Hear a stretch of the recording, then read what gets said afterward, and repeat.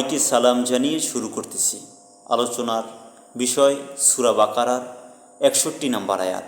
আল্লাহ তাআলা ইরশাদ করেন, স্মরণ করো যখন তোমরা বলেছিলে, হে মূসা, আমরা একই রকম খাদ্যে কখনোই ধৈর্য ধারণ করব না, কাজেই তুমি তোমার প্রতিপালকের কাছে আমাদের জন্য দোয়া করো, তিনি যেন ভূমি হতে উৎপাদিত দ্রব্য শাক সবজি, কাকড়, গম, মসুর, পেঁয়াজ আমাদের জন্য উৎপাদন করেন।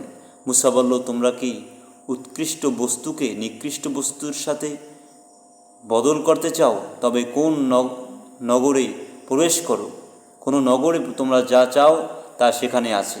এবং তাদেরকে লাঞ্ছনা ও দারিদ্র্যের কষাঘাত করা হলো, তারা আল্লাহর কোপে পতিত হলো, তাই জন্য যে তারা আল্লাহর নিদর্শনকে অস্বীকার করত এবং নবীগণকে অন্যায়ভাবে হত্যা করত।